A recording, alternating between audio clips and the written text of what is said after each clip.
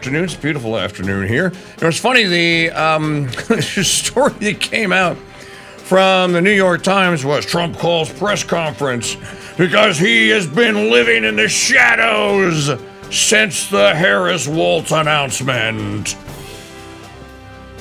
And I guess the gist of that was in order to take back the narrative from the evil lord,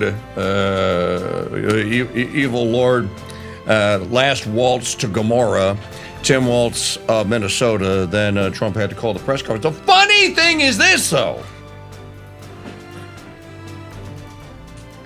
The New York Times doesn't have to cover it. You know, they make it like it's mandatory, like they have to go there. They make it like the other networks have to go there, like everyone has to show up. They don't have to show up. So it's completely and totally voluntary. I have no idea what it is that he is actually going to talk about.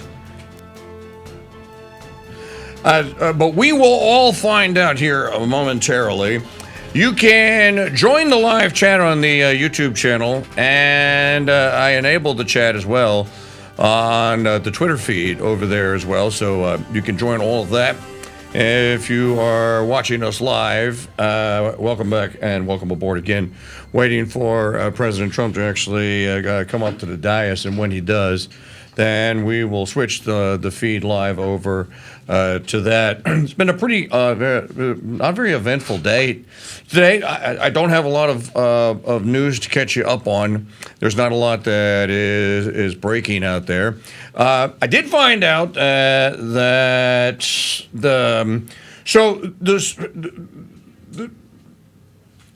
the story is out there that Governor Tim Walz, somewhere along the line, supposedly was busted for a DUI. And that is they got a mugshot of him.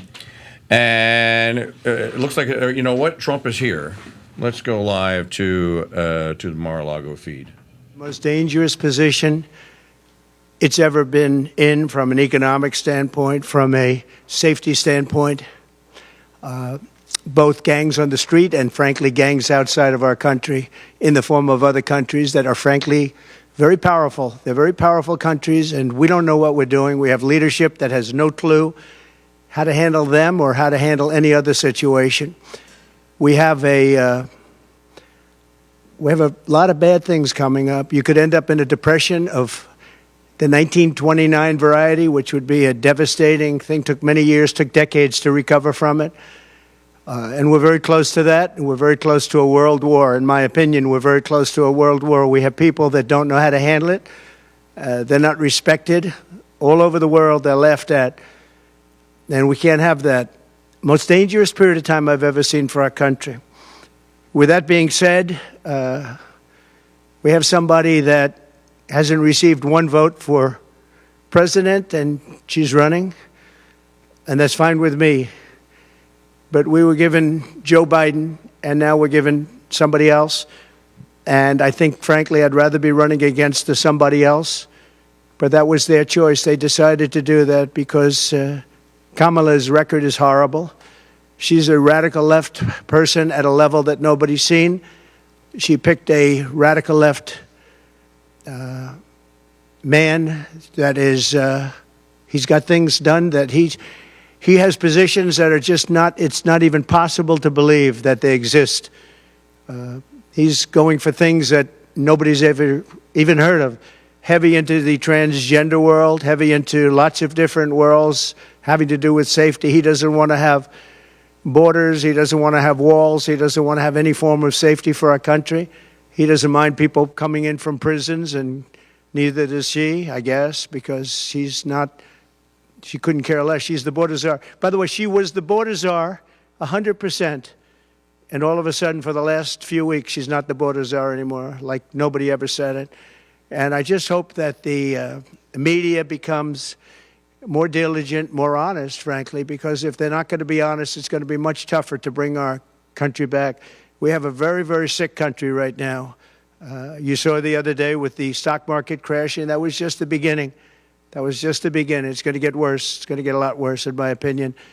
And fortunately, we've had some very good polls over the last fairly short period of time. Rasmussen came out today, we're substantially leading, and others came out today that we're leading, and in some cases substantially. I guess MSNBC came out, or CNBC came out also with a poll that was, has us leading, and leading fairly big in swing states. In some polls, I'm leading very big in swing states because they want safety. People want safety, they want security, they want respect all around the world for our country.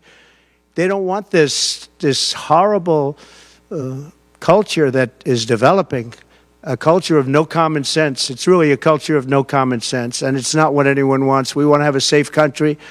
We want to have a strong military. We want low interest rates, and we want to be able to have the American dream. We want to be able to have our youth be able to buy homes, housing, get good jobs. And we're really just at the opposite right now. It's so sad to see. But as a border czar, she's been the worst border czar in history, in the world history. I think the number is 20 million, but whether it's 15 or 20, it's numbers that nobody's ever heard before. 20 million people came over the border during the Biden-Harris administration. 20 million people, and it could be very much higher than that. Nobody really knows what the number is. Nobody knows. Nobody has a clue. And the gotaways, they call them the gotaways. The gotaways are at numbers. Somebody was quizzing me on it the other day. No, I don't think so, sir. I don't think so. They have no idea what those numbers are, but they're much higher than you would think. Just like far more people were killed in the Ukraine-Russia war than you ever report. Just like the October 7th would have never happened. Russia would have never hit Ukraine had the election result been called differently. It was a very bad call, but Russia would not have attacked Ukraine. October 7th in Israel would have never happened. You wouldn't have inflation. A lot of great things would have happened, but now you have millions and millions of dead people, and you have people dying financially because they can't buy bacon, they can't buy food, they can't buy groceries, they can't do anything. And they're living horribly in our country right now. With all of that being said, I think it's very important to have debates, and we've agreed with Fox on a date of September 4th.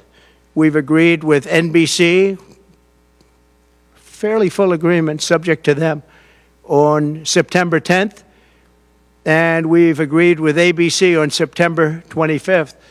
So we have those three dates, and those networks, they're very anxiously awaiting that date and those dates. So we have September 4th, September 10th, and September 25th. We have spoken to the heads of the network, and it's all been confirmed, other than some fairly minor details. Audience, some location, which city would we put it into, but all things that will be settled very easily. I think it'll be very easy. The other side has to agree to the terms. They may or may not agree. I don't know if they're going to agree. She hasn't done an interview. She can't do an interview. She's barely competent, and she can't do an interview. But I look forward to the debates because I think we have to set the record straight. Why is it that millions of people were allowed to come into our country from prisons, from jails, from mental institutions, insane asylums, even insane asylums? That's it's a mental institution on steroids. That's what it is. When you see the people that are coming into these are institutions that are being emptied out, not in South America, all over the world, including South America, all over the world. Prisons are being emptied out into our country because we have a president that's the worst president in the history of our country. We have a vice president who is the least admired, least respected, and the worst vice president in the history of our country.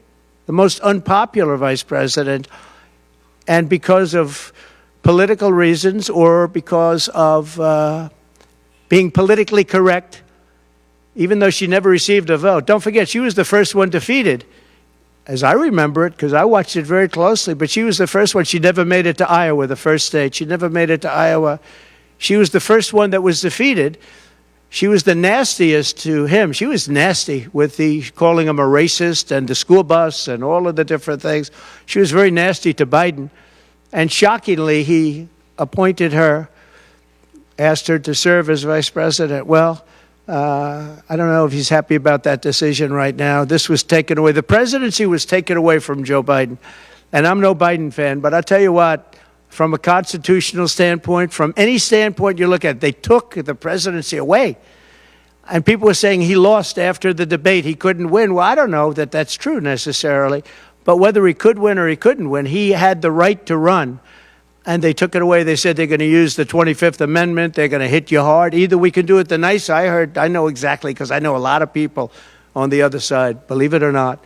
And they said, we'll do it the nice way or we'll do it the hard way. And he said, all right.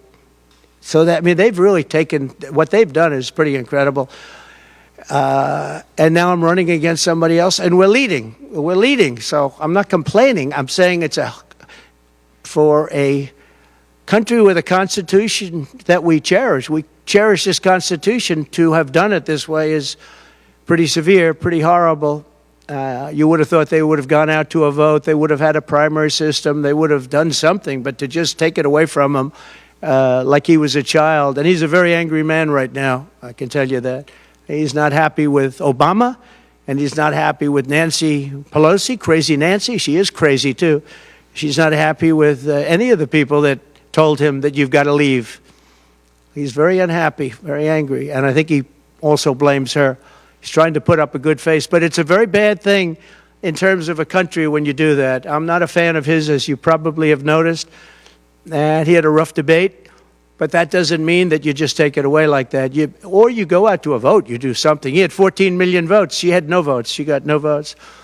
And I think she's crashing. I think when people find out, and I think people are starting to find out what a bad job she did, what a bad job she did on the border. She's trying to say she had nothing to do with the border. She had everything. She was appointed to head the border. And then they said, Border Czar, oh, she loved that name, she loved that name, but she never went there.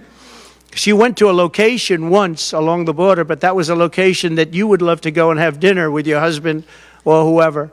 That was a location that was not part of the problem. That was not really going to the border. So essentially, she never went to the border.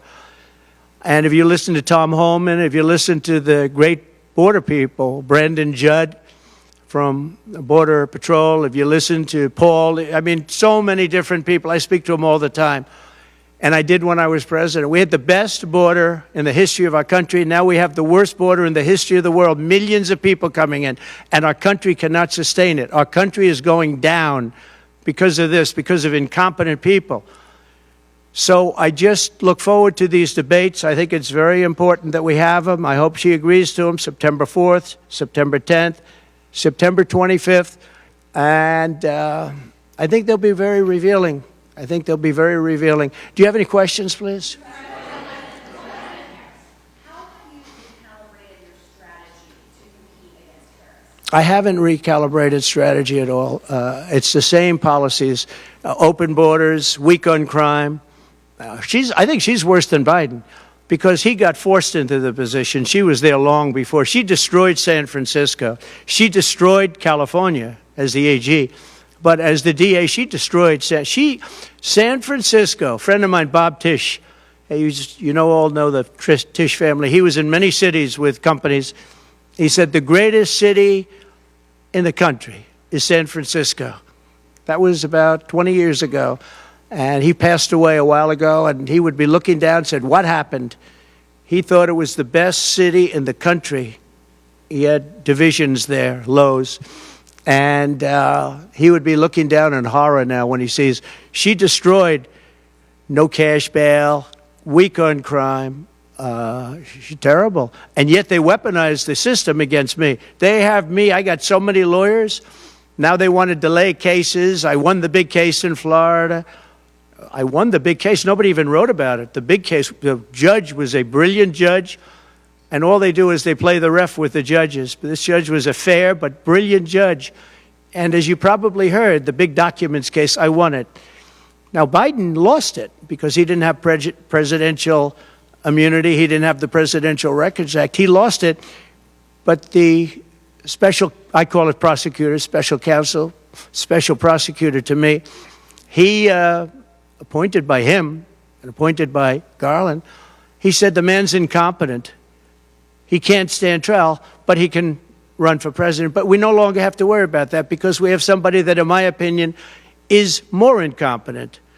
She couldn't pass her bar exam and lots of other things, and she should not be in a position, because if she becomes president, our country is going to be a giant fail. It's going to fail. It's going to be a failure the likes of which this world has never seen. Yeah, please. No, how about you? Wonderful, thank you. A big part of your strategy before Harris became the nominee was going after and increasing the share of, can you hear me? You have to speak louder. Okay, great. A big part of the strategy for your campaign before Harris became the nominee was appealing to black voters. That's Yeah. something you were really going after. In polls, we really see Harris gaining ground with that group, and I'm wondering how you are going to go after black voters now that she's the nominee and really winning them over. Well, it changes around a little bit. I'm getting other voters. Perhaps, I was doing very well with black voters, and I still am. I seem to be doing very well with black males. This is according to polls, as you know. It's possible that I won't do as well with black women, but I do seem to be doing very well with other segments, extremely well with Hispanic. Jewish voters way up. White males way up. White males have gone through the roof. White males way up. Now, I don't know. All we're doing is giving you the stats that you have. It could be that I'll be affected somewhat with black females, where we're doing pretty well. And I think ultimately they'll like me better because I'm going to give them security, safety, and jobs. I'm going to give them a good economy. We have a very bad economy right now. We could literally be on the throes of a depression, not recession, a depression. And they can't have that. They can't have that. So I think I'm going to do well with everybody, especially when the facts are out. Yeah, please, in the back. You're now leading the Jewish voters in your home state of New York. With that being said, what do you make of Kamala Harris not picking Josh Shapiro as her VP? Well, I don't know. I know Josh Shapiro. He's a terrible guy, and he's not very popular with anybody. I think that this election maybe is better than Josh Shapiro would have been. But I think other than Josh Shapiro, I think she had some good choices. But Josh Shapiro is not one of them. He's caused a lot of damage with a lot of people. And I don't think he would have been better. I think he would have been maybe the equivalent, maybe not as good. But they had some people that they were looking at that were good, far superior to her. They actually had a story where they had everybody, including, they had like 10 people that she was looking at, and her. And they said she was the worst of all. In other words, she was the worst out of the 10 people and her. If the president personally agrees to the ABC debate, would you be willing just to do that one debate? I don't know how that's going to work out. We'd like to do 3 debates. We think we should do 3 debates. We think Fox and ABC. And we also have CBS is going to do the vice presidential debate. So CBS will do vice presidential, and I have to tell you, J.D. Vance has really stepped up. He's doing a fantastic job.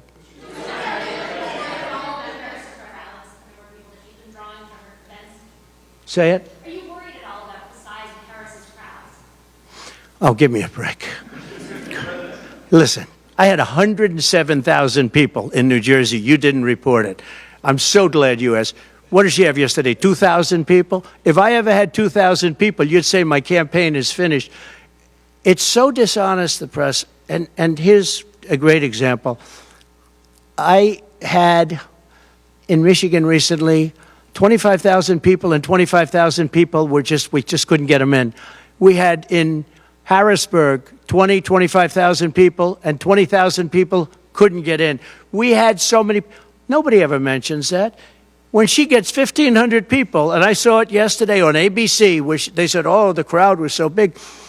I have 10 times, 20 times, 30 times the crowd size, and no, they never say the crowd was big. That's why I'm always saying turn around the cameras. I'm so glad you asked that. I think it's so terrible when you say, well, she has 1,500 people, 1,000 people, and they talk about, oh, the enthusiasm. Let me tell you, we have the enthusiasm.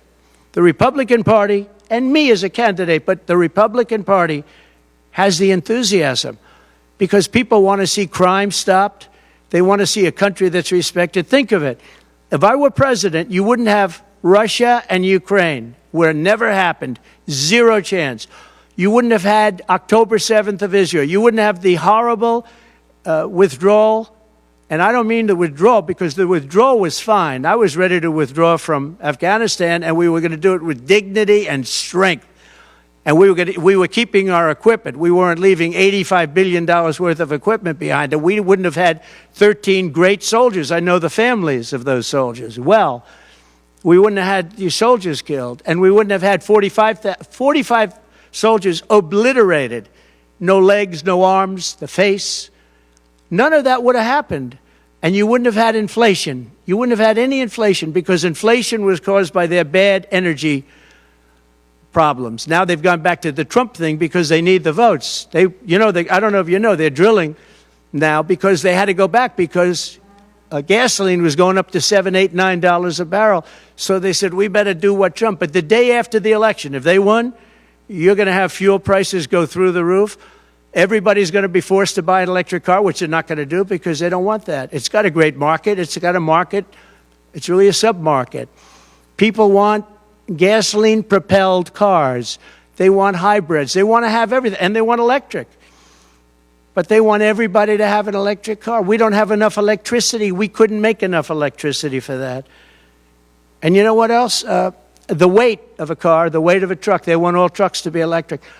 Little things that a lot of people don't talk about. The weight of a truck is 2.5 times heavier.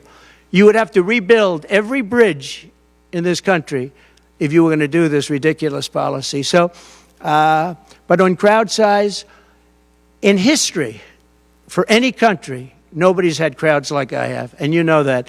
And when she gets 1,000 people and everybody starts jumping, you know that if I had 1,000 people would say, that's the end of his campaign.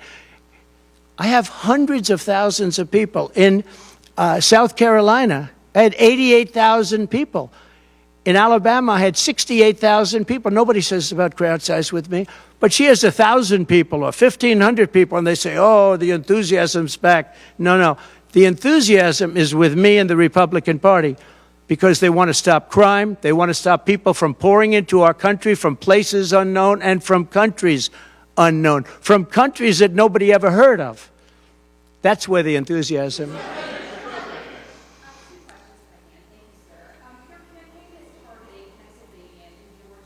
Yeah. Get those two, you could seal the deal. That's what they say.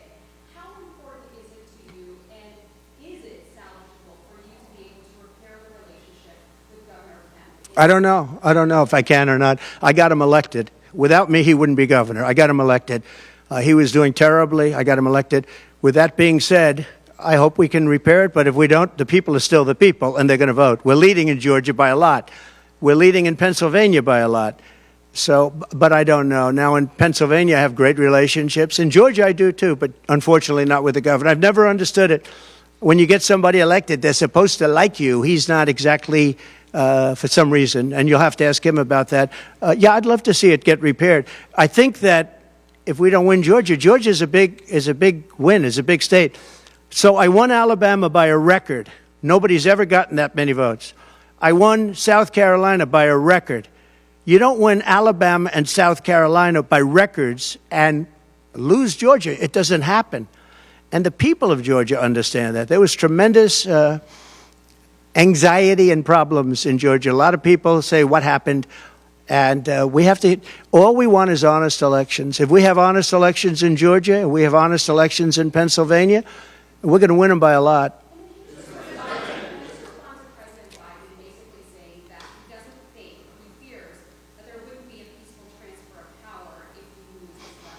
Well, he actually said it two ways. First, he said it incorrectly, then he corrected himself. Do you agree with that, right? You know, if you watch him. He said it two ways. No. I mean, he said it two ways because he doesn't really know what he's saying. Why didn't he bring it up at the debate? You know, he had a chance for 90 minutes to bring it up at the debate. He could have talked about that at the debate, and he didn't do it. Everyone said, oh, he said this and he said that. He's just, you know, they give him something to read off. He read it very badly because he actually said it the opposite. Then he had to go back and correct himself. He said the opposite. He should have brought this up at the debate. If he had a problem, of course there'll be a peaceful transfer. And there was last time, and there'll be a peaceful transfer. I just hope we're going to have honest elections. That's all. Okay? You have not had a public campaign event for nearly a week now, Mar-A-Lago, Montana, which is not a swing state. Some of your allies have expressed concern that you're not taking this race seriously, particularly What a stupid question this is. Enthusiasm on the other side. Why haven't you been campaigning? Because I'm leading by a lot, and because I'm letting their convention go through, and I am campaigning a lot. I'm doing tremendous amounts of taping here. We have commercials that are at a level I don't think that anybody's ever done before. Plus, in certain cases, I see many of you in the room where I'm speaking to you on phones, I'm speaking to radio, I'm speaking to television. Television's coming over here. Excuse me, what are we doing right now? She's not doing any news conference. You know why she's not doing it? Because she can't do a news conference. She doesn't know how to do a news conference. She's not smart enough to do a news conference. And I'm sorry, we need smart people to lead this country because our country's never been in this danger before, both economically and from an outside perspective. Russia doesn't respect us anymore. China doesn't respect us anymore. North Korea, Kim Jong-un, liked me a lot. He doesn't like this group. We are in great danger. We're in great danger of being in World War III. That could happen. No, after their convention, yeah. And I'm going out to certain places to help certain senators get elected. Not even for me. I'm trying to help when I go out to Wyoming or when I go out to Montana, or I'm going to different places to help people. And I don't have to go there because I'm leading those states, as you know, by 35, 40, 50 points. I'm leading by record numbers. I'm going because I want to help senators and congressmen get elected. Congressmen and women get elected. Yes, please. Yeah, go ahead. The upcoming what? Oh, yeah.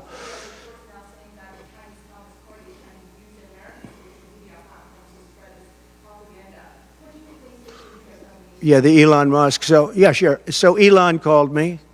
As you know, he endorsed me full-throated. Great endorsement. I respect Elon a lot. He respects me. And not easy for him to endorse, to be honest with you. You know, it takes courage to endorse people. Many people have courage and many people don't. He does have courage. And Elon endorsed me, and he asked me whether or not I'd do a show on Monday, and I think it's going to be Monday night. And I believe he's the host of the show. So it'll be very interesting. A lot of people are talking about it. I look forward to it. That'll be done on Monday night.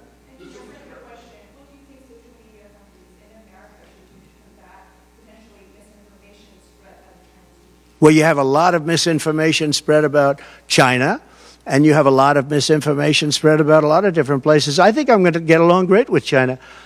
President Xi of China and I were very good friends. We met right here, right in that, except we had a beautiful sofa there, as opposed to what we have right now. Right now we have you. But President Xi and I had a very good relationship until COVID. And I held him responsible for COVID. It broke up our relationship. But I think we're going to have a great relationship. And I think it's going to be mutually beneficial. But we cannot have it where China is taking advantage of the United States. And that's what they were doing, as you very well know. Yes, please.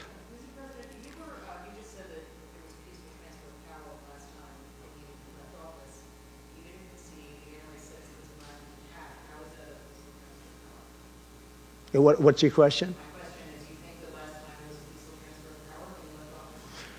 No, I think the people that, if you look at January 6th, which a lot of people aren't talking about very much, I think those people were treated very harshly when you compare them to other things that took place in this country where a lot of people were killed. Nobody was killed on January 6th.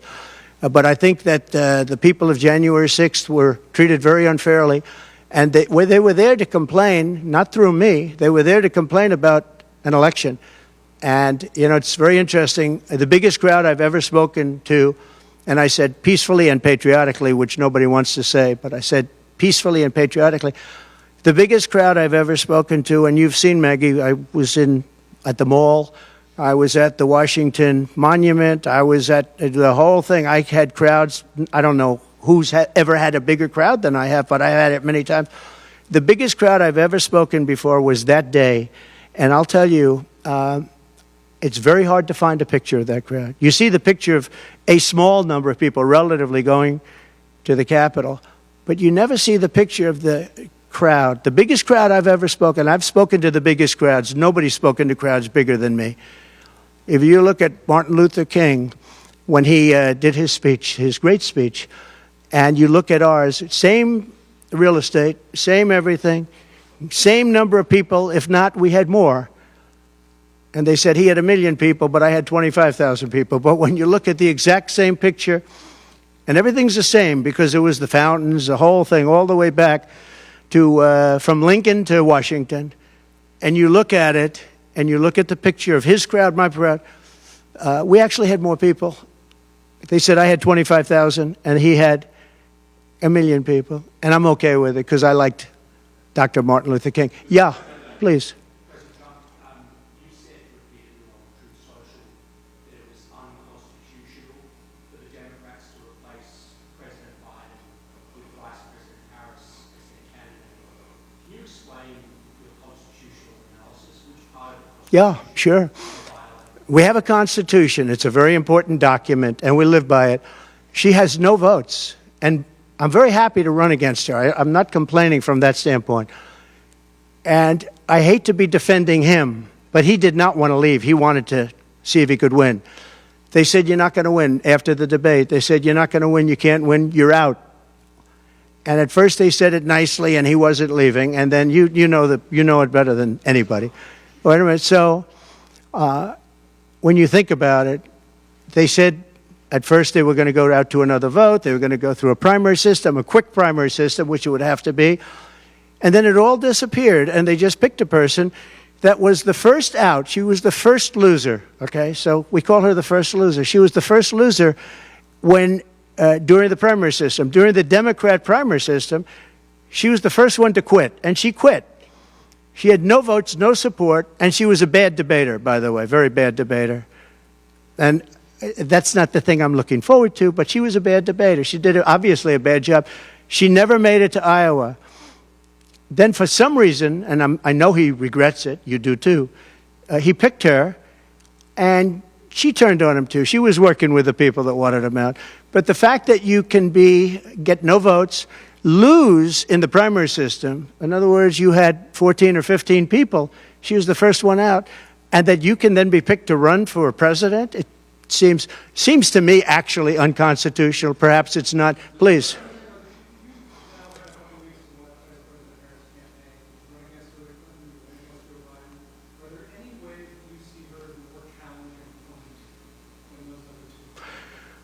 So I've run against Hillary, and I've run against various other people. I would say that in terms of intelligence, Hillary was far superior. I would say that. Hillary was smart. She was her own worst enemy in many ways, but she was smart, very smart. Okay? If you ask me to compare them. Please. You staked out the position on religion that was probably more popular with general election voters than any of the Republican primary candidates did, leaders in states. Given that that's your position, how do you plan to vote before this abortion ballot referendum is held? Would you repeat that question, please? You have to speak up. Yes, sir. I said, It's a hard room because it's very big, if you know. So this is worth $18 million. Oh, I see. that was probably more popular with general election voters than many of your Republican rivals in the primary. You said leaders in states. Given that Florida is a state voting on this fall, Yeah. how do you plan to vote? You can So I think the abortion issue has been very much tempered down, and I've answered, I think, very well in the debate, and it seems to be much less of an issue, especially for those where they have the exceptions, as you know. And I think it's when I look for 52 years, they wanted to bring abortion back to the states. They wanted to get rid of Roe v. Wade, and that's Democrats, Republicans, and independents, and everybody, liberals, conservatives, everybody wanted it back in the states, and I did that. Now the states are voting. And frankly, some of the votes are much more, if you could say, liberal than you would think. Ohio turned out to be, they had a big vote, and it turned out to be a much more liberal standing than people would have thought. Kansas, the same thing. And then you have Texas, and you have other places where it may be different. But the issue has been brought back to the states now. And like Ronald Reagan, I believe in the exceptions for rape, incest, and life of the mother. I believe strongly. I think that that's a very important thing. I think when you have to follow your heart. But when you don't believe in the exceptions, I think it's much tougher. It's a much tougher issue. But about 82% of Republicans do believe in exceptions. I think and a lot of them are changing their mind and coming even further. I think that abortion has become much less of an issue. It's a very small, I think it's actually going to be a very small issue. What I've done is I've done what every Democrat and every Republican wanted to have done, and we brought that issue back to the states. And now the states are voting on it. And frankly, some of the votes are a lot different than people would have thought. But it's the vote of the people is taking care of it. And, you know, when you think about the Democrats are really the radical ones on this, because they're allowed to do abortion on the 8th and 9th month and even after birth. If you look at your new governor from Minnesota, he's like the governor previous, the former governor. I don't want to get him mixed up because Glenn is doing a good job and he's leading our whole campaign in Virginia, Glenn Youngkin. But previous to Glenn, the governor, he said, the baby will be born, we will put the baby aside, and we will decide with the mother what we're going to do. In other words, whether or not we're going to kill the baby. The Minnesota gentleman, this guy agrees with that. He is the most liberal. Look, between her and him, there's never been anything like this. There's never been a combination. So I'll use the word progressive. You know, they want to go progressive. They don't like the word liberal. I like liberal better. I think it's more appropriate because nobody knows what progressive means. But they now like to use the word progressive. But there's certainly never been anybody so liberal like these two, or even close. I think the abortion issue has been taken down many notches. I don't think it's a big factor anymore, really. And when people hear what I said in the debate, and I think I said it very well during the debate, we've brought it back to the states. Everybody wanted it in the states. And very importantly, and you think about this, assuming you have exceptions. If you don't have exceptions, it's a more difficult thing. At the same time, there are people that strongly feel that way, and you have to follow your heart, and you should follow your heart. But that issue is very much subdued. Yeah, thank you. About who? About the assassination attempt. Yes. Did the fact that somebody used an AR-15 gun at all change your impression of people's access to that weapon? No, I didn't. Look, if you take away guns, she wants to take away everyone's gun. If you take away guns, can't do it because people need the guns for protection. Now, entertainment, they want it, hunting, they want, different things. But they need weapons for protection in this country. People live out in the woods and they're not going to have a gun. If you look at some countries, I don't want to get them in trouble, but some countries have actually gone the opposite way. They had very strong gun laws, and now they have gone the opposite way, where they allowed people to have guns, where in one case they encouraged people to go out and get guns, and crime is down 29%. And remember this, what is the toughest gun law in the United States? Chicago. On July 4th, 117 people were shot and 17 died. The toughest gun laws in the United States are in the city of Chicago. You know that. They had 117 people shot. Afghanistan does not have that. Afghanistan, by the way, was the lowest point in the history of our country, in my opinion. That was the worst embarrassment to the history of this country, and I say Putin would not have gone into Ukraine if that didn't happen. When he saw the incompetence of Milley and all these guys that are incompetent, when he saw that happen, when they took out the soldiers first, they took out the soldiers first. You know, if you go back and check your records, for 18 months, I had a talk with Abdul. Abdul was the leader of the Taliban, still is. But I had a strong talk with him. For 18 months, not one American soldier was shot at or killed, but not even shot at. 18 months, and then we had the disaster of the lift, where people were falling off airplanes from 3 times the height of the World Trade Center. I mean, terrible. But now our country has to be respected again. Please. Go ahead, please. There was some reporting, I believe, in the New York Times that Kamala Harris said she might be open to the idea of a weapons embargo against Israel. Comment on that? Does that mean it might be? I'd be against that. And also on the That Kamala is in favor of not giving Israel weapons? Yeah. That's what I hear. Look, she's been very, very bad to Israel, and she's been very bad to Jewish people. And I say it, if anybody I know is Jewish and they would vote for Kamala over me, they should have their head examined. If you think about it, I gave them Golan Heights. I gave them the capital of Israel, Jerusalem. I even built the embassy. I gave them no Iran deal. The problem is they didn't do anything with it. Iran was broke. We could have made a deal so easily. I would have had a deal done within 1 week after the election with Iran. Iran can't have a nuclear weapon. It's very simple. We would have gotten along with Iran. I was looking forward to it. I was fine with Iran. You know, we hit them a couple of times pretty hard, but we would have been fine with Iran. But I terminated that deal. I got them the Abraham Accords. Everyone said that's impossible. I got them the Abraham Accords. She's been very, very bad to Israel, and she's been very bad and disrespectful to Jewish people. And any Jewish person that votes for Kamala and her friend, her new friend, who I don't know if she knew him before, but I don't think he's too good. But anybody that votes for them, if you're Jewish or if you love Israel, you have to have your head examined. Go ahead, please.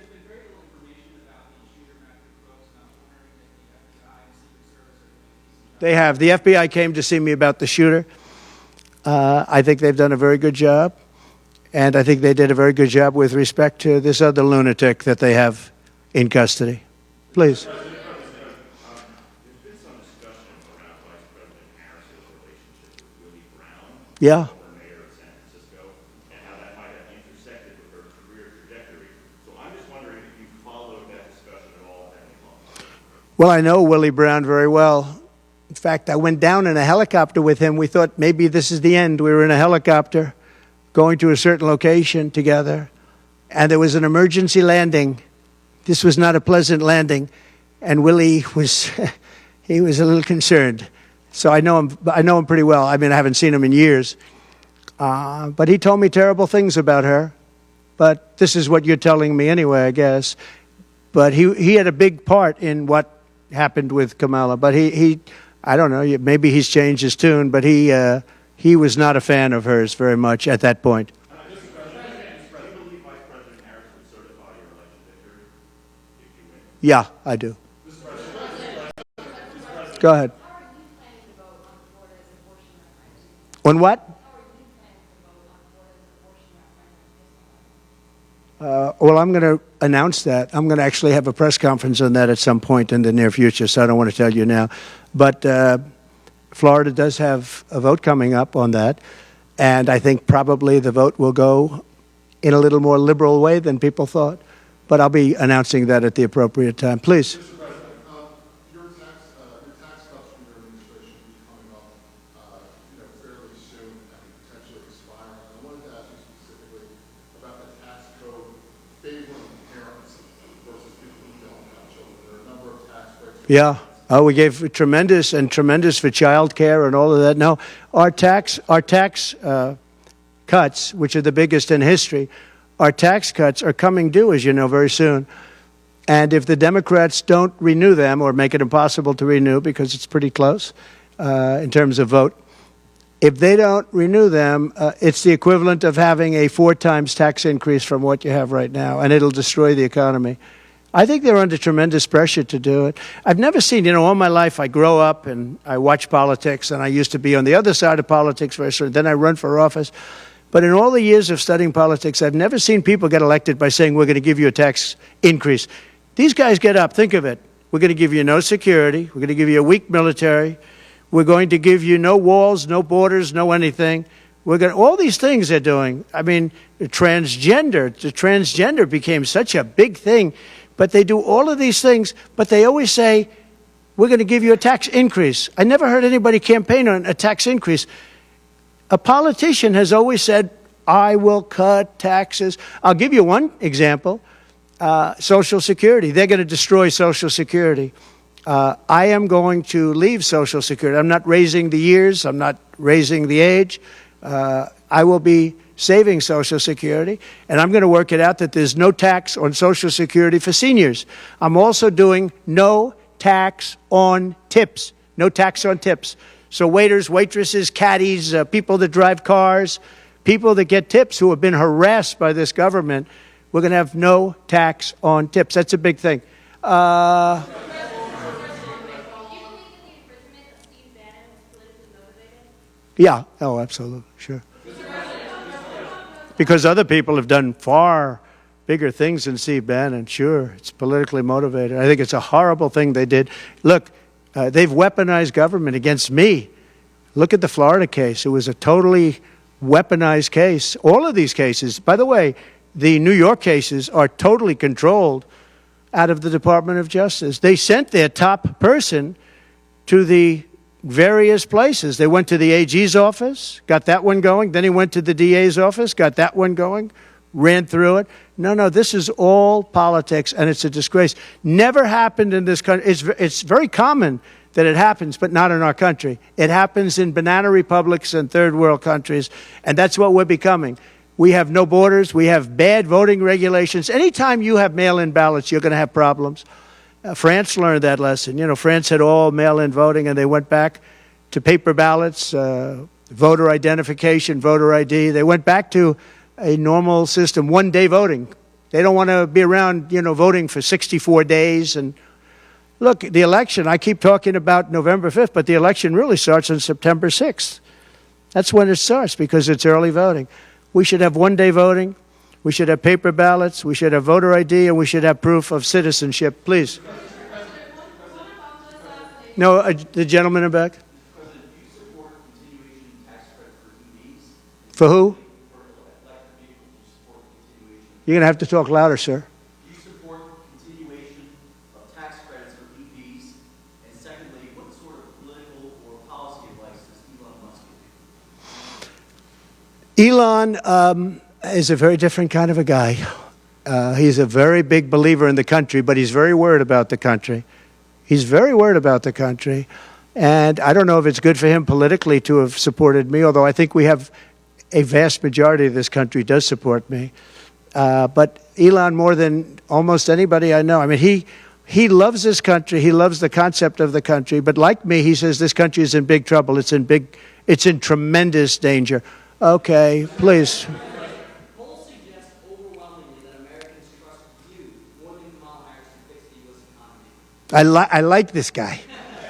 I like him. What message do you have to Americans, sir, who are struggling to pay for every Yeah. groceries, rent? The polls have suggested. There are some polls that say we're going to win in a landslide. People are voting with their stomachs, meaning they're going to the grocery store. They're paying 50, 60, 70% more for food than they did just a couple of years ago. Look at what's happened to energy. Look at what's happened not only to their cars, where gasoline's gone from $1.87, $1.87, and we had moments when it was below that, but it's gone from $1.87 to $5, $6, and $7. And they take the strategic national reserves and they take it out, even though it's peanuts compared, it doesn't last long. But they're virtually empty now. We've never had it this low. And he's using that to keep the gasoline prices as low as possible. He's sucked all of the oil out, essentially the gasoline, to keep the price down a little bit, and it's had very little impact. But you know what? We have no strategic national reserves now. He's emptied it. It's almost empty. It's never been this low. And I had it at a good level, and I would have had it more if the Democrats would have approved the deal. You know, I had a deal to buy it at $22 a barrel, and now it's going to be close to 100 pretty soon, my opinion. And the Democrats didn't want to do that, but we bought a lot anyway, and we had it pretty good. And what they've done to the national reserves, the strategic national reserves, is, as you know very well, because you cover it, but what they've done is incredible. They've just, for the sake of getting some votes, for the sake of having gasoline, you know, that's meant for wars. It's meant for, like, tragedy. It's not meant to keep a gasoline price down so that somebody can vote for Biden, or in this case, Kamala, who, by the way, is worse than Biden. And she's actually not as smart. Okay? She's actually not as smart. That's hard to believe, isn't it? Yeah, please. Okay. There are other things the federal government could do, not just a ban. Would you direct your FDA, for example, to revoke access to mifepristone? That's one of the things. Sure, you could do things that would supplement, absolutely. And those things are pretty open and humane. But you have to be able to have a vote, and all I want to do is give everybody a vote. And the votes are taking place right now as we speak. Yeah, but it's a very there are many things on a humane basis that you can do outside of that, but you also have to give a vote, and the people are going to have to decide. Okay, yes, please. You. On what? No, I think she's actually not as smart as he is. I don't think he's very smart either, by the way. I'm not a big fan of his brain, but I think that she's actually not as smart as he is. To what do you attribute her rising in the polls as becoming a more competitive race since she's taken over? Well, she's a woman. She represents certain groups of people, but I will say this. When people find out about her, I think she'll be much less. And I see it right now. I see her going way down in the polls now. Now that people are finding out that she destroyed San Francisco, she destroyed the state of California along with Governor Gavin Newsom. He's been a terrible governor, terrible. But they did it together. And she was early. I mean, she was the first of the prosecutors, really. You know, now you see Philadelphia, you see Los Angeles, you see New York, you see various people that are very bad. But she was the first of the bad prosecutors. She was early. Who? Would you repeat that, please? No, you. Would you repeat her, what she said? You have to speak up. This room is very louder.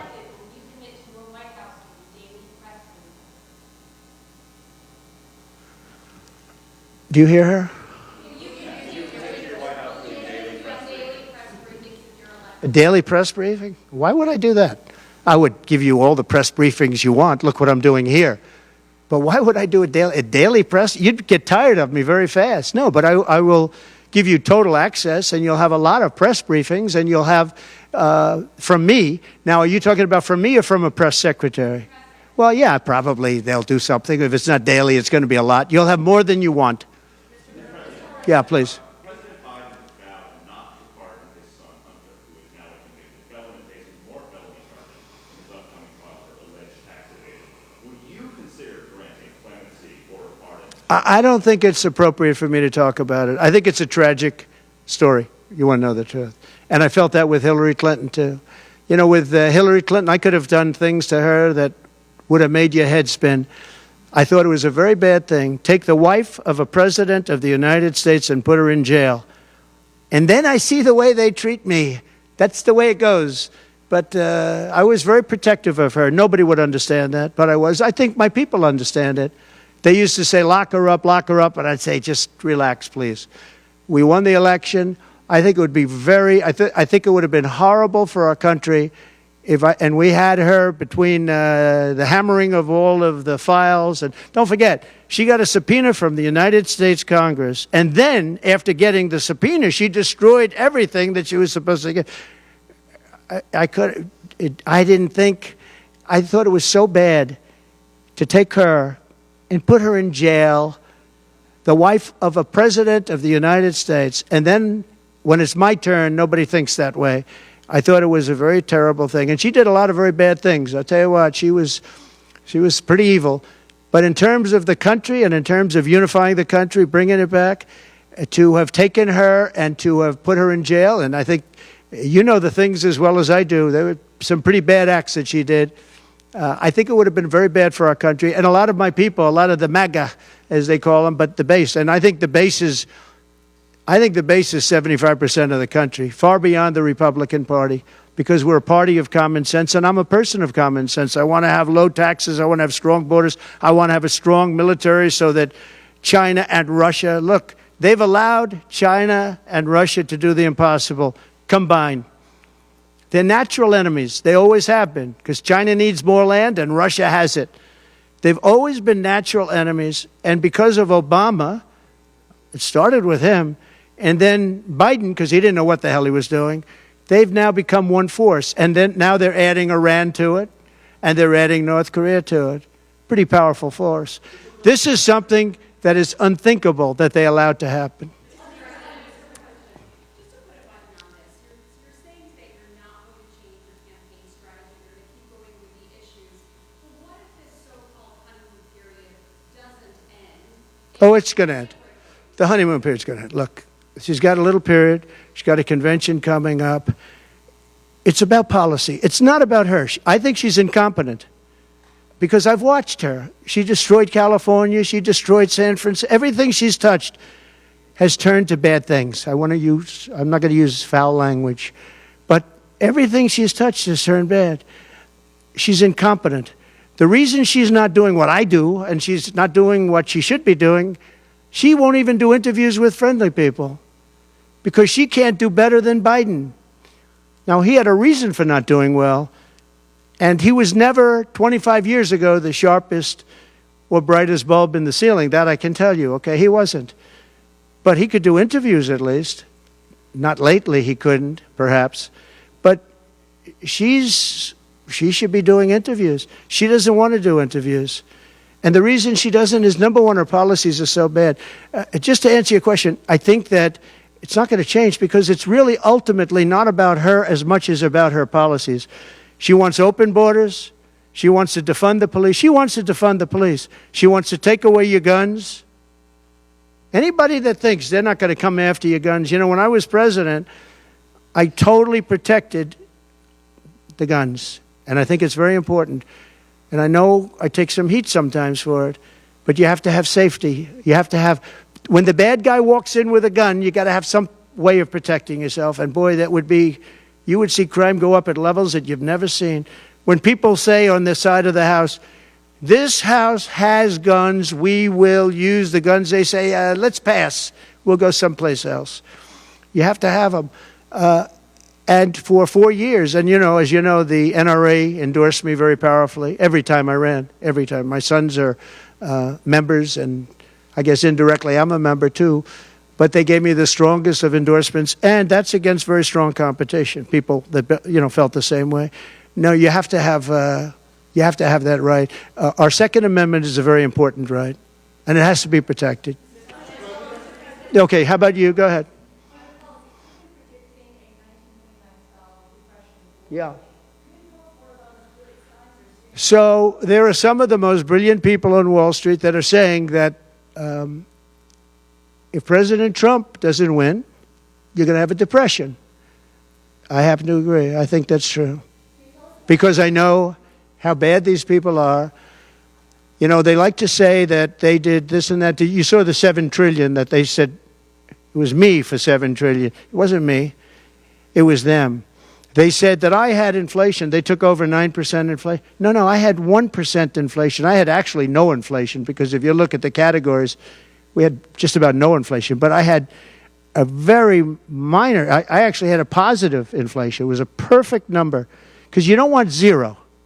I mean, I'm not going to give you a whole course on economics, but you don't want zero. 1%, 1.4% is great. You want a little bit because you don't want to have deflation. Deflation is, in many ways, even worse. I had a perfect number right around the 1% number. It was perfect. And to show you, it stayed there for 2 years. And then he did all of the different borrowings that he did. And then he did so many things wrong. Every time he would do it, I'd say, big mistake. And don't forget, they sell hats and they sell stories. Trump was right about everything. I've been right about a lot. Yes, Maggie.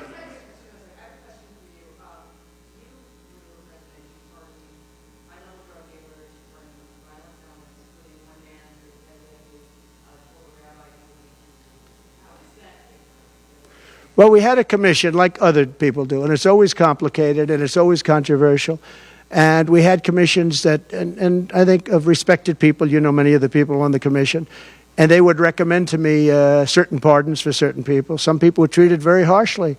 A fantastic woman, as you know, she served 24 years for being on a phone call having to do with drugs. You know who I'm talking about. She was great. And she had another 24 years to go. And it was largely about marijuana, which in many cases is now legalized, okay? But we had many very highly regarded people on a commission, and they'd recommend, and they'd put a reason why. Some people were, you know, served time, but they served a lot of time for something that today people wouldn't even serve time by. Well, for the most part, I think they did. I mean, they did. They go through. They went through. I had a commission. It was a very important commission to me, and highly respected people. And frankly, they came up with some decisions that I wouldn't necessarily agree with, but I did it. But I let a lot of people out that jails in prison that we respected. I said, how many of these people should be let out? We let out large groups of low-income people that were serving like 40 years for something that today you wouldn't even be put in jail for. We had very few people let out because I said I really don't want to let people out where they had a lot of violence, where they had killing, et cetera, et cetera. And for the most part, we didn't do that. Yeah, please. Thank you, Mr. President. Regarding the Fed, if you win in November, do you want more of a say over the Fed on issues like the interest rate? And do you think that On defense? over the Federal Reserve? And do you think Federal Reserve. expanding the economy given the current leadership? Right. Well, look, the Federal Reserve is a very interesting thing, and it's sort of gotten it wrong a lot. And he's tending to be a little bit late on things. He gets a little bit too early and a little bit too late. And, you know, that's very largely it's a gut feeling. I believe it's really a gut feeling. And I used to have it out with him. I had it out with him a couple of times very strongly. I fought him very hard. And, you know, we get along fine. We get along fine. But I feel that the president should have at least say in there. Yeah, I feel that strongly. I think that in my case, I made a lot of money. I was very successful. And I think I have a better instinct than, in many cases, people that would be on the Federal Reserve or the chairman. Yeah. People going to prison for marijuana. Yeah. Harris supports rescheduling marijuana and also says that no one should go to prison for marijuana offense. Do you agree with those positions? Well, as we legalize it, I start to agree a lot more because, you know, it's being legalized all over the country. Florida has something coming up. I'll be making a statement about that fairly soon. But as we legalize it throughout the country, whether that's a good thing or a bad thing, it's awfully hard to have people all over the jails that are in jail right now for something that's legal. So I think, obviously, there's a lot of sentiment to doing that. Yeah, please. Mr. President, Kamala Harris's father is Jamaican American, and she went to a historically black college. How is she only recently decided to be black? Well, you'll have to ask her that question because she's the one that said it. I didn't say it. So you'll have to ask her, and I very much appreciate that question, but you'll have to ask her. But a long time ago, because I was a developer, I contributed lots of campaigns of Democrats, Republicans, and some were liberal and some were conservative. But you'll have to ask her about that. But to me, it doesn't matter. But to her, from her standpoint, I think it's very disrespectful to both, really. Whether it's Indian or black, I think it's very disrespectful to both. To me, it doesn't matter. Please, red dress, red dress. One in the assassination, is your ear fully recovered? Is there a scar? Do you have any Yeah, damage? pretty much recovered, yeah. I'm a fast healer. It's a hell of a shot, but I'm a fast healer. Yeah, pretty much recovered. Do you have any hearing damage from it? No, it didn't hit that. I got very lucky. It just hit the lobe, as they call it. Is there a scar on your ear? Yeah, a little bit, not much. On top, I want to ask you about on immigration. a little bit. An immigration question. You've been running on the idea of mass deportation to the biggest in American history, basically. Yeah. When Senator Vance has been asked about that, he sort of suggested that really you only need to go after people who've been convicted of crime. Well, we're starting that, yeah. So what are you really talking about here? How will you pay for it? We are going to start the largest mass deportation in the history of our country because we have no choice. It's not sustainable. And we are going to start with violent criminals, and we're going to start then with criminals. And our local police is going to work with us because they know everything about the people. They know their names. They know everything about them. They know their middle name. They know their numbers. And as you know, the other side is trying. You know, look, for years I wondered, why are they allowing these people to come in at levels like this? It was incredible. And I said two reasons. They're either really stupid, and I don't believe they're stupid, because anybody that can cheat on elections like they cheat is not stupid. Or, in the alternative, they have bad motives or they hate our country. And I used to think they hate our country. But lately I've seen where they're trying to sign these people up to vote. And they have to stop. They cannot let illegal immigrants vote in this upcoming election. All right, one more question. Go ahead, one more. Make it a good one, please. Okay, regarding Social Security taxes for seniors. Right. we talked about a lot. Experts say that the policy could increase the deficit by $1.6 trillion. So how would it work We have so many ways of making money in this country. We're not going to affect our Social Security. We're not changing it. And I proved that over 4 years. And we're going to do it. It's very unfair to people. They spend their life and they're great citizens and they pay in. We're not going to charge tax to Social Security, the seniors. We're not going to do it. We're not going to charge. And also tax. I say the two things. We're going to have no tax on seniors, Social Security, and we're going to have no tax on tips. Very simple. And we are a country that has so many different ways to make money. We have under our feet more liquid gold, I call it oil, and gas, than any country in the world, much more than Saudi Arabia, much more than Russia. We have so many different ways we can make money. We're not going to hurt our seniors with Social Security, and we're not going to charge them tax. Okay?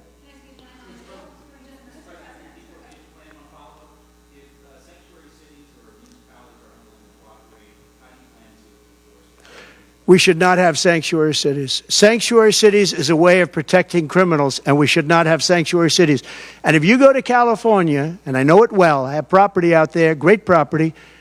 If you go to California and you ask the people of California, do they like the idea of sanctuary cities? They don't like it. They're tired of it. They're tired of crime. They're tired of what's happened to our country. Our country's become a crime-ridden mess, and we're going to stop it on November 5th. Thank you very much, everybody. Thank you. Thank you.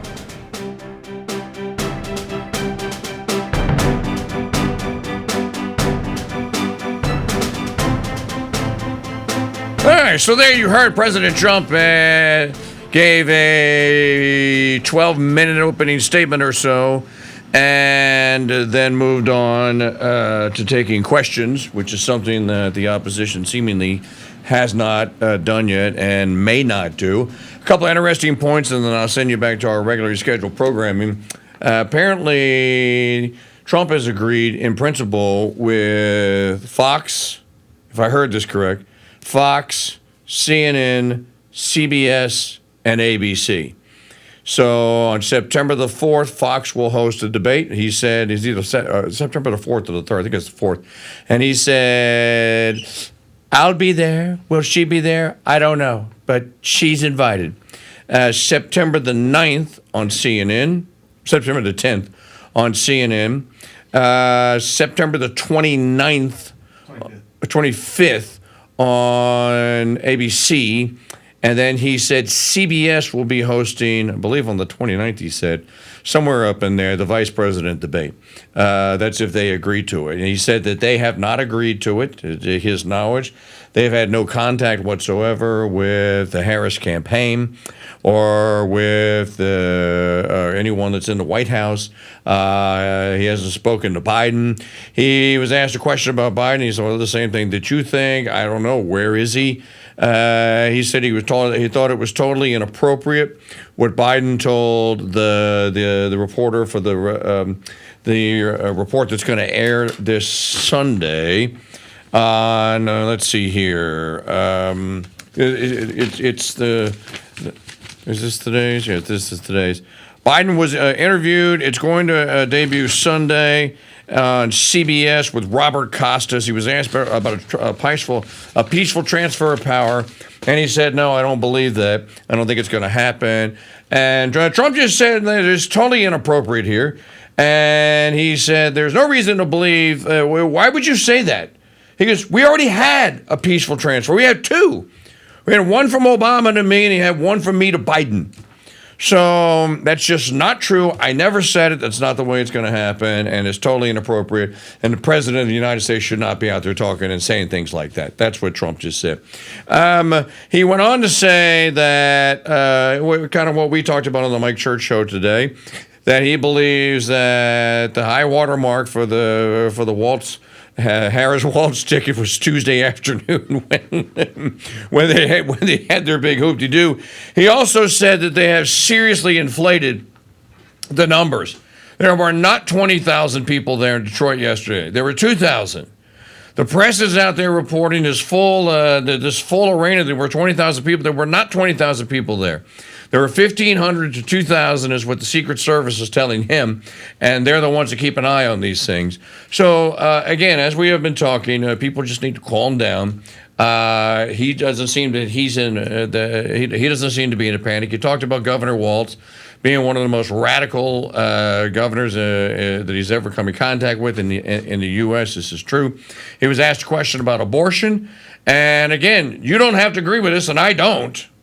None of us here on the Crusade Radio Network agree with this, but this is the way this is.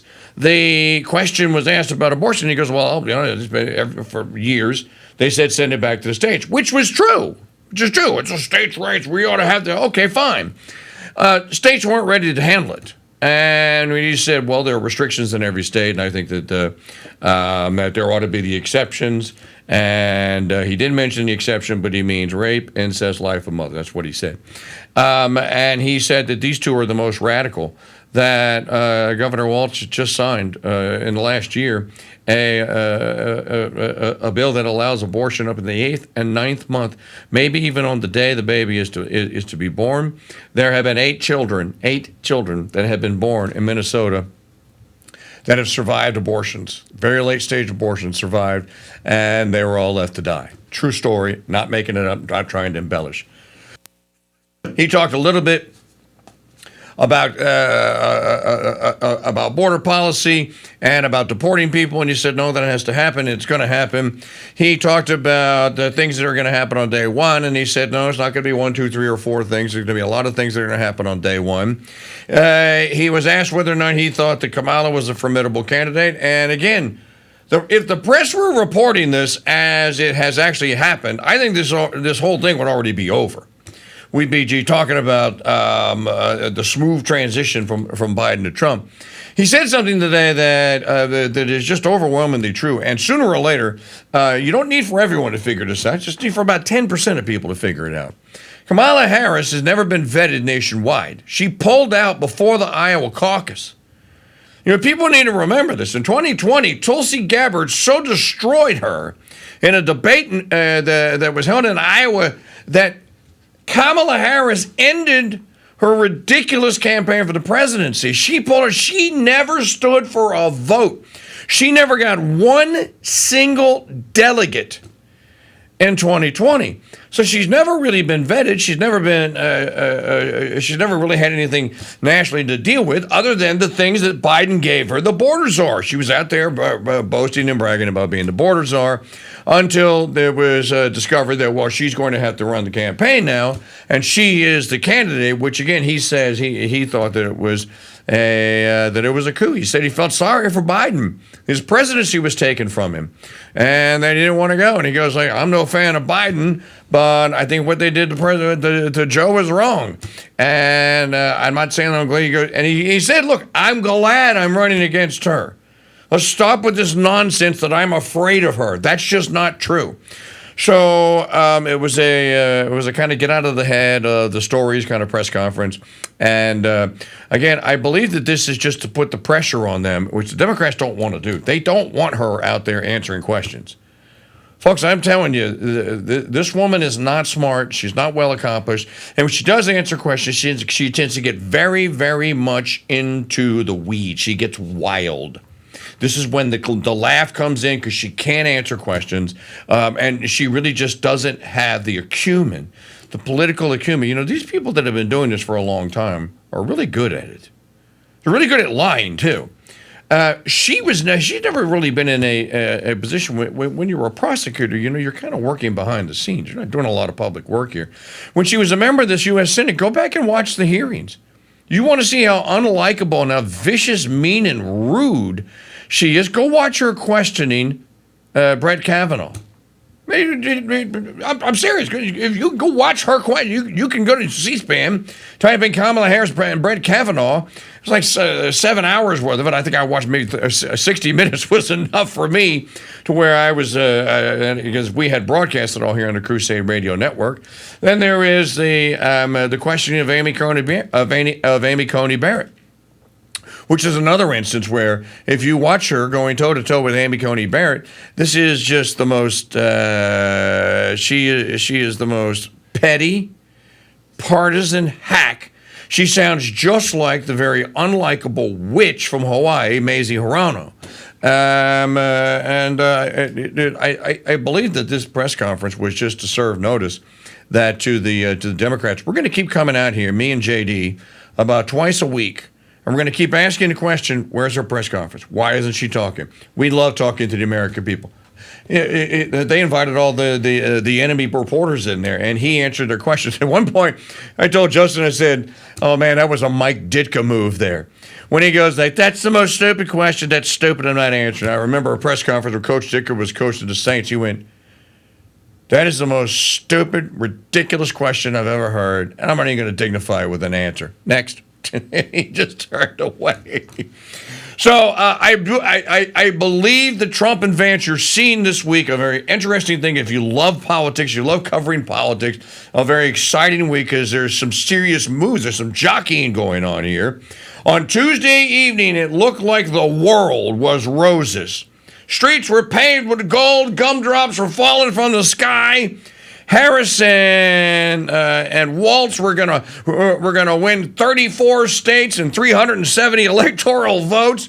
They were gonna have 90 million votes, not a measly 85 million that Joe had. Oh no, 90 million votes. They're gonna wipe the table. This was the greatest, most lovable, most formidable, most friendly, most wonderful candidacy pair in the history of lovable, wonderful, formidable candidacy pairs. It's Thursday afternoon. It hasn't even been 48 hours, and the honeymoon is already over. Largely because of what J.D. Vance did yesterday, and then President Trump coming out and just going, tag me, J.D., tag me, because he's a big wrestling guy, tag it. And J.D. tagging Trump, and Trump smashing Waltz and Harris's head into the turnbuckle a couple of times, throwing him on the mat, climbing to the third rope, and then doing the Gene and Ole Anderson belly flop on him.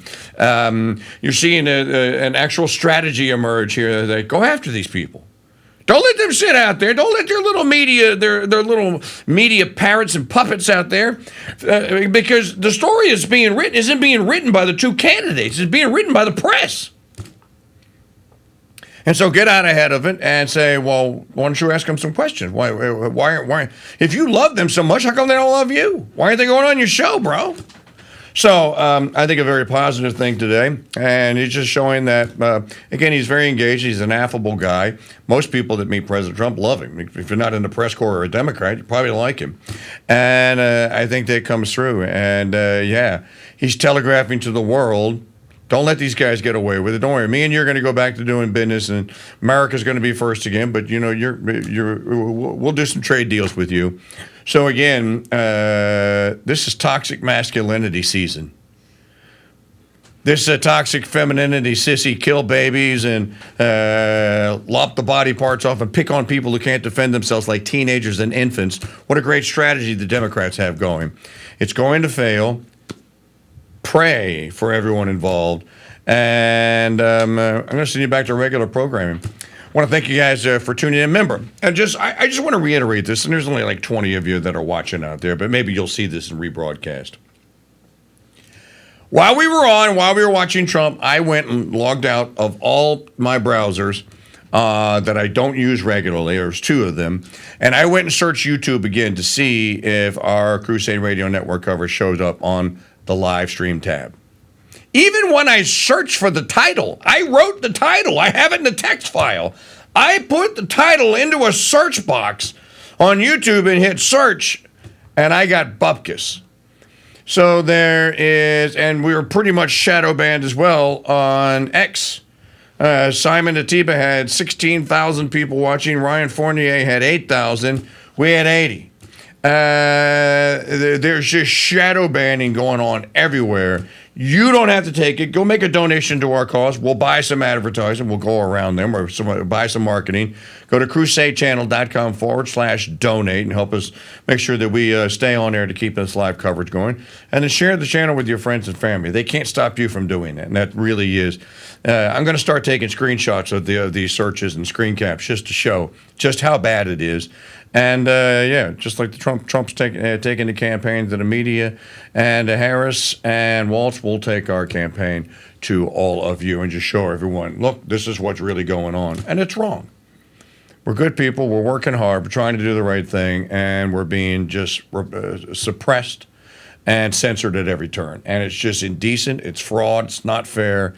It should be illegal. And that's what I have to say about that. But we're happy for those of you that got to watch. We'll see you tomorrow on the Mike Church Show. Back to our regular scheduled programming here on the Crusade Radio Network, live talking campaign radio. We keep proving it to you. This is like the 5th time since the Republican convention we have broken in with breaking news, just because when news breaks out, we break in. God bless you. Merry keep you. We'll see you tomorrow.